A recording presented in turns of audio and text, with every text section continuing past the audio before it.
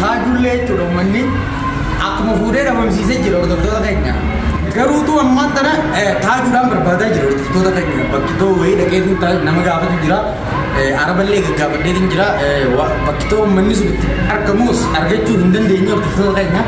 Bakka jirtanii du'aamuuf fudhaan isin jaa meegaa hanga nuti waan rageenyu akkanumatti dhufaan turaan isin jaa du'aamuuf fudhaa du'aa hin dagatinadhaa garuu uummanni kun jechuudha ammaan tana bakka wayiitiin jiraanii.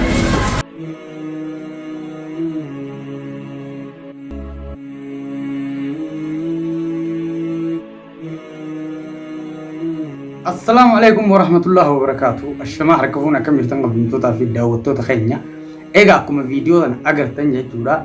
viidiyoo tana jechuudha hordoftoota keenya arraan tana hoteela wayii akkumaan dhaqatti viidiyoo tana waraabee jechuudha hordoftoota keenya osumaan viidiyoo tana dhaabbadhee viidiyoo yeroo san bakka hoteela wayii sanitti isiniif waraabaa jiru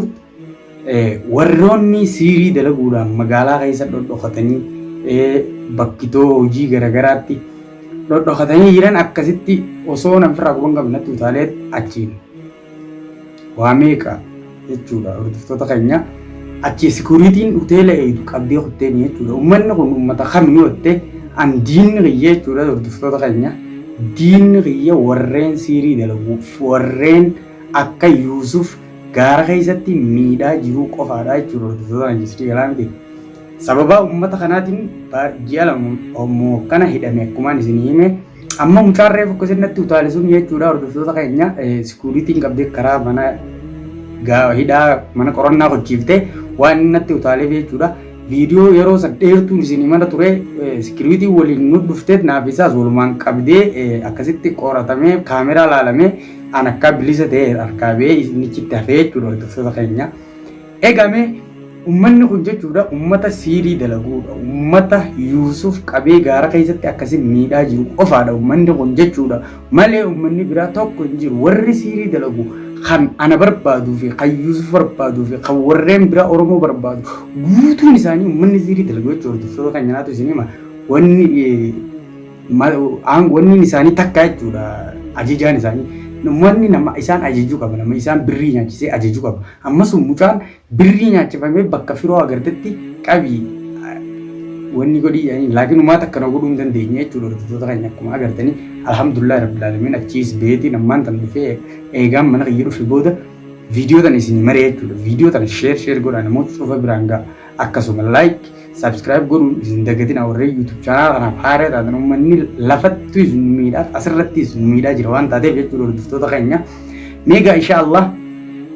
Yuusuf illee rabbiin haa baasu namoonni baay'ee Yuusuf bira dhaqii achi viidiyoo nuuf hojjedhu namoota naan jedhan hedduutu jira Yuusuf bira dhaquun naaf hin mijjenne hordoftoota keenya xiyyaafuu ammaan tanaan mana hidhaa keessaa gabbee waan taateef jechuudha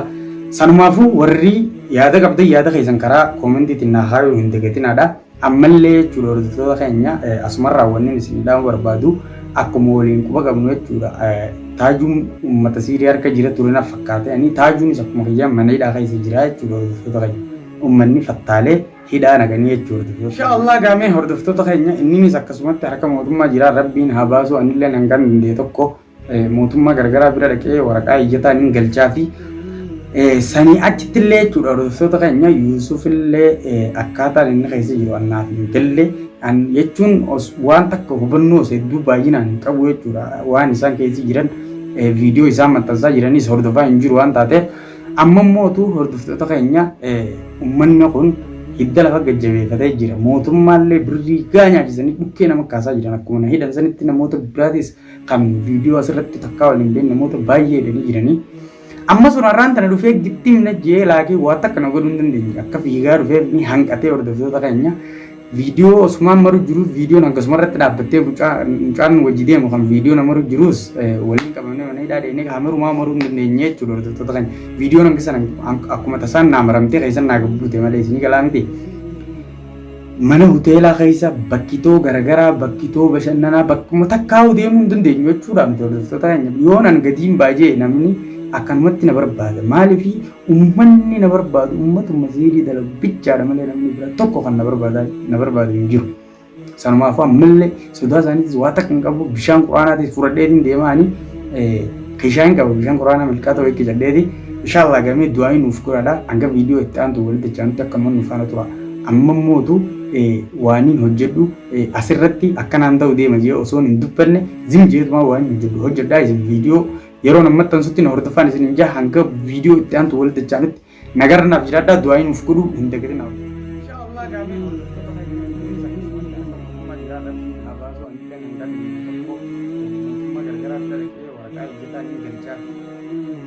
sani achittillee jechuudha ruusee godhan inni ruusuufillee akkaataa inni keessatti ani jechuun waan takka hubannoo osoo bal'inaan qabu waan isaan keessatti jiran viidiyoo isaan maxxansaa jiranis hordofaa hin jiru waan taateef amma mootu hordoftoota keenya uummanni kun hidda lafa gajjabeeffatee mootummaan guddaa nyaachisanii nama kaasaa jiru